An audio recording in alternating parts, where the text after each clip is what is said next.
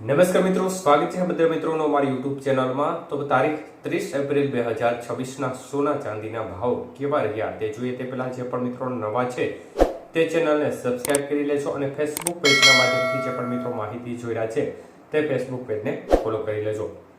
ચાંદીના ભાવ સૌપ્રથમ જોઈએ તો આજે 1 ગ્રામ ચાંદી 255 રૂપિયા, 8 ગ્રામ ચાંદી 2040 રૂપિયા, 10 ગ્રામ ચાંદી 2550 રૂપિયા, 100 ગ્રામ ચાંદી 25,500 રૂપિયા અને કિલો ચાંદી 2,55,000 રૂપિયા સુધીના ભાવ રહ્યા હતા। તો મિત્રો ખાસ કરીને આજે ચાંદીની બજારમાં પ્રતિ 1 કિલોએ એકવાર 5,000 રૂપિયાનો ફરીવાર ઘટાડો થયો હતો, જ્યારે આજના 22 કે સોનાના ભાવ જોઈએ તો 1 ગ્રામ સોનું આજે ખાસ કરીને 13,795 રૂપિયા, 8 ગ્રામ સોનાનો ભાવ 1,10,360 રૂપિયા, 10 ગ્રામ સોનું 1,37,950 અને 100 ગ્રામ સોનું આજે 13,79,500 રૂપિયા સુધી રહ્યું હતું। તો આજે 22 કે સોનાના 100 ગ્રામના ભાવમાં 4,500 રૂપિયાનો ઘટાડો જોવા મળ્યો હતો। આજના 24 કે સોનાના ભાવ જોઈએ તો 1 ગ્રામનો ભાવ 15,049 રૂપિયા, 8 ગ્રામનો ભાવ 1,20,392, 10 ગ્રામ સોનું 1,50,490 અને 100 ગ્રામ સોનું આજે 15,04,900 રૂપિયા સુધીના ભાવ રહ્યા હતા।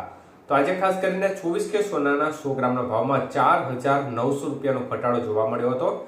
જ્યારે વાત કરીએ 18 કે સોનાના ભાવ વિશે તો 1 ગ્રામ સોનાનો ભાવ આજે 11,288 રૂપિયા, 8 ગ્રામ સોનાનો ભાવ આજે 90,304 રૂપિયા, 10 ગ્રામ સોનું 1,12,880 રૂપિયા અને 100 ગ્રામ સોનાનો ભાવ આજે 11,28,800 રૂપિયા સુધી રહ્યો હતો।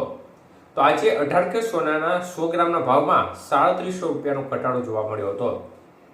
તો મિત્રો ખાસ કરીને સ્થિતિ જોવા જઈએ તો બજારનું વલણ છે તે આજે પણ ફરી એકવાર ઘટાડા તરફી જોવા મળી રહ્યું છે। આજે ચાંદીની બજારમાં પણ છેલ્લા ઘણા દિવસથી બજાર છે તે સ્થિર જોવા મળી રહી હતી, તેમાં પણ એક પ્રકારે ઘટાડો જોવા મળી રહ્યો છે અને સોનાના ભાવ છે તેમાં પણ ઘટાડો જોવા મળી રહ્યો છે।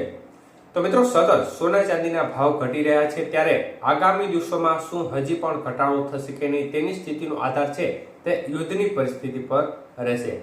તો સાથે સાથે અન્ય પરિબળો છે તે પણ માર્કેટ ઉપર સતત અસર કરશે, જેમાં ડોલર સામે રૂપિયો છે તેની અસર છે તે પણ માર્કેટ ઉપર જોવા મળતી હોય છે। ત્યારે અન્ય કોઈ પરિસ્થિતિનું નિર્માણ થાય વૈશ્વિક લેવલે તો આ સંજોગોમાં તેની અસર પણ માર્કેટ ઉપર જોવા મળતી હોય છે।